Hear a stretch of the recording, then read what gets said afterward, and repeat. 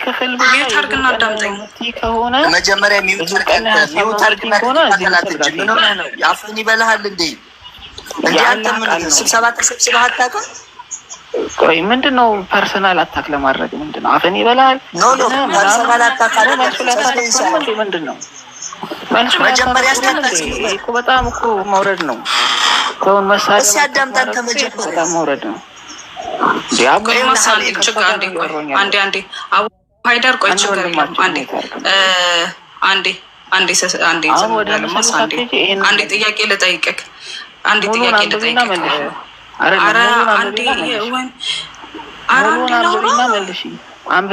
የኔ አባት ቤተሰቦች ካሱሩክም እንዴ አንዴ ላውራ ሙሉን አንብቢና መልሺ። አንዴ ላውራ እኮ ሌላ ነገር ውስጥ አትጂ። ሙሉን አንብቢና መልሺ። እኔ ሚውት አደርጋለሁ። ቴክስት ውስጠኛ አንተማ የምር ቤተሰቦች በጣም ጨቆ ነው ካለ ማህበረሰቡ ለሚያስወራ አይመስለኝም። እሱ የጠቀሰ ሚውት አድርግ። እሺ ሚውት አድርግ አድርግ ሚውት አድርግና ማለት አደረጋለሁ ለኔ ነው ሚውት አድርግ ማድረሽ።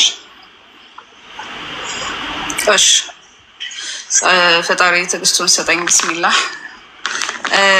እዚህ አንቀጽ ላይ የሚለው ምንድን ነው የሚያወራው? ስለማን ነው? ስለ ዙልቀርነይን ታሪክ። እሺ ይህ ዙልቀርነይን የሚባለውም ታሪኩ የመጣበት ሚዩት እንዳታነሳ እሺ፣ እስከምንጨርስ ድረስ አንድ አፈን ዘግታ አዳምጥ። ይህ ምዕራፍ በአጠቃላይ ሱረቱል ካፍ የሚባለው ሰበበን ኑዙል ወይም ደግሞ ቁርአኑ የወረደበት ሰበብ አለ። ቁርአኑ የወረደበት ሰበብ ምንድን ነው ብለን ስንጠይቅ የሁድ እነዚህ በዛ በረሱል ሰለላሁ ዐለይሂ ወሰለም ጊዜ የነበሩ ቁረይሾች ይመጡና ለአይሁዶች ጥያቄ ይጠይቋቸዋል። አንድ ነብይ ትክክለኛ ነብይ ለመሆኑ በምንድን ነው የምናውቀው ብለው ሲጠይቋቸው ከነብይ በስተቀር ሌላ ማንም ሊያውቀው የማይችሉትን 3 ጥያቄ ጠይቁት፣ እሱን ከመለሰላችሁ ይህ ነብይ ቁርአን ይህ ነብይ ነው ብሎ ይሏቸዋል። ቁረይሾች 3 ጥያቄ ይዘውላቸው ይመጣሉ። የመጀመሪያው ጥያቄ አሁን ይሄ ሱረቱል ካፍ የተባለው ዋሻ ውስጥ ገብተው ስለቀሩ ስለጠፉ ሰዎች በዋሻ ውስጥ ገብተው ስለገቡና በዛ ስለኖሩ ሰዎች ማለት ነው። ኦኬ አስሐቡል ስለ ዋሻው አንዴ ሚውት አድርግ ጃኒ አልችልም በእናትሽ አንዴ ሚውት አስደርግልኝ አንዴ። እሺ አንብቢውና መልሽ። ዝም በል የማይገናኝ ሌላ ቦታ ብሎክ አድርጌ ነው የምሸኘው። አሁን ካወረድኩት ጆንዬ አንዴ በጣም ሚውት አድርግ። አልፈልግም አንዴ አትበለኝ። አንዴ ላውራና ልጨርስ። ዝም በል ቦታውን አንብቢው። ኧረ ሚውት አድርግ ጃኒ። እኔ ራሴን ያመኛል ታውቂያለሽ። አንዴ ሚውት አስደርግልኝ። ሚውት አስደርግልኝ ማለት ነው። ረብዬ በተፍሲር ለምን አንተ አዳምጥ። እሷ እያስረዳች ነው። ይሄ አንተ ሚውት አድርግላት እያስረዳች አይደለም። ሲቀጥል ደግሞ ማለት ነው እሷ በተፍሲር አስገድፈን እኛ እነግርሃለን። አንተ እንደዚህ ቁርአኑን አንብቢውና መልስ ጤነኛ አይደለም እንዴ? መጀመሪያ አንብቢው 86 ይኸው የገለጽሽው ጃኒ። ይሄን ሰውዬ ሚውት ታደርጊዋለሽ ወይስ እንዴት ነው? እሷ በደንብ እያብራራችልን ነው። ከፈለክ ተፍሲርም እናመጣልሃለን። አይ በዚህ አይተረጎም። የኔ አባት አንዴ ማነህ ጀግናው ተመልስ፣ ችግር የለውም። ማነህ ጀግናው? በቃ አንዴ ሚውት አድርግ። ባይዛው ይሄን ተስመልስ። እንዴት ናችሁ? ሰላም አለይኩም። ሰላም ወራህመቱላሂ ወበረካቱ። አላስችላለኝ ላይ ከጫጫታ ቦታ ውስጥ ወጥቼ ነው እና ማለት ሰው እኮ ለመረዳት ፈልግ ዝም ይላል።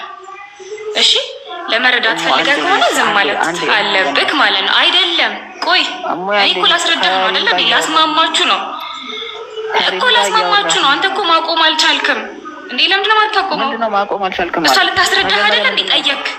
ቆይ ስማኝ፣ አንተ እኮ መስማት የሚባል ነገር የለም። እኔ ያልኩት ሀሳብ የለም ወይ? መጀመሪያ ታንበብልኝ። ስማ ይኸውልህ መጀመሪያ ጠየቅኩን ጥያቄ ሲጀመር አንተ ለማወቅ ሳይሆን ለመረበሽ ነው የገባኸው። አይ ለምን ሌላ ከስር ሆነ በቃ እዚህ ጋር መቶ ምናምን ከስር ሆነ ያዳንቅ ማነው? አይ አይደለም ማንበብ ይሄም አንተማ እናቴ አፍከም ቢይዙ ከም በእጄ ማውራት አይቀርም። ወደ ተዘብዝቡልኝ አታካታር እንዴ? ምን ሆነሽ ነው ጃኒ?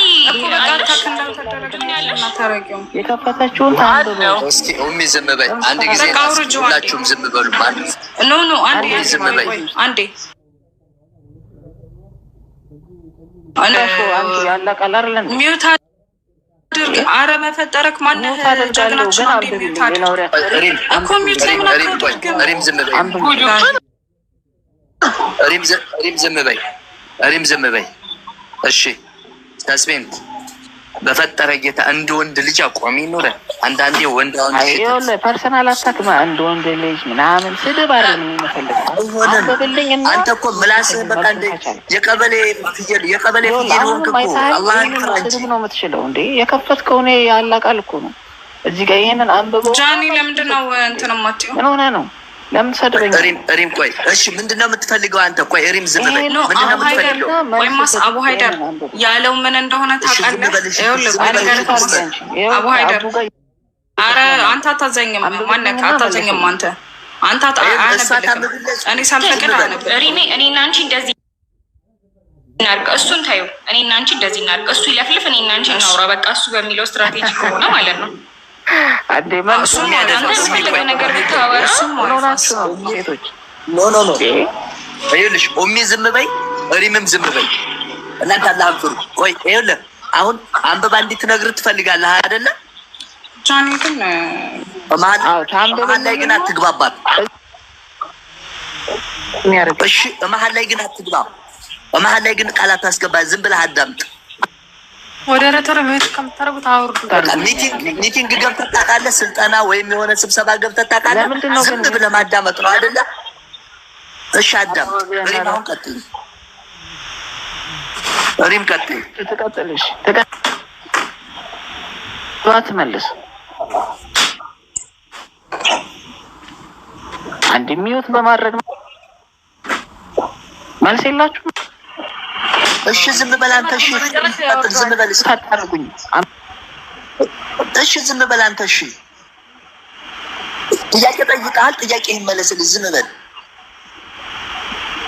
ሪም ቀጥል በነገራችን ላይ አሁን እኔ ሰበበ ኑዙሉን ራሱ ማውራት የፈለኩበት ምን አለ ይህ ታሪክ የዙልቀርነይን ነው ቃሉ የምናምን ነው ምናምን ብሎ አረሚው ወይ በቃ እኔ አልችልም ጃኒ አንቺ ራሱ እንዴ አንቺ ራስ መልሽ አስገቢው ያልሽው ቅድም ራስሽ ነሽ ራስ ታዲያ እንደዚህ ስርዓት ሳይዘኒ ሳውራ ምን አስገቢ እንዲቆምብኝ ነው እንዴ ካላስ አስገቢው ብለሽ ታዩ በቃ ኖ አውራ መልስ የምትፈልጉ ሰዎች መልሱለት እኔ ደህና ከጤነኛ ሰው ጋር ነው የለሁም ሪም በቃ ዝም በይ ሚውት አድርጊ ወይም ደግሞ እንውጣ እንደውም ጆኒ ምን ችግር አለው ጆኒ ይሰማሻል እየሰማሽ አንብባችሁ ምን ችግር አለ ዝም በልና እናስረዳህ በደንብ እያስረዳችሁ ነው አረ ምን ጉድ ነው አይደለም ማለት ነው ምላስ ነው እንደ በላው ጆሮ የለህም እንዴ አረ እንደ ዲዳይ ነው ነገሩኝ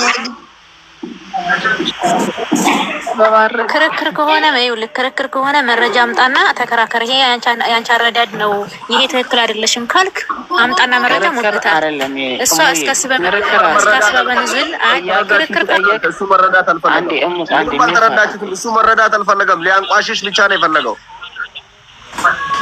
ምን ሆነ ነው ወገን አላህ ጀዛህን ይክፈለው ሐቅ ነው የተናገርከው አውርዱልኝ ይሄን ልጅ ጆኒ አውርጁ አንዴ አንብባችሁ አትመልሱ ማንቋሸሽ ስራ እየሰራ ነው አለቀ ማውራት ይቻላል መረዳት የፈለገ ሰው በስነ ስርዓት መጠየቅ አለበት በስነ ስርዓት መልሱ ይመለስለታል እኔ ብችል እኔ ባልችል ሪም ባትችል እሙ ይክራም ስለዚህ ሌላ ሰው ያወቀውን ለማስረዳት እኮ አዳማጭ መሆን አለበት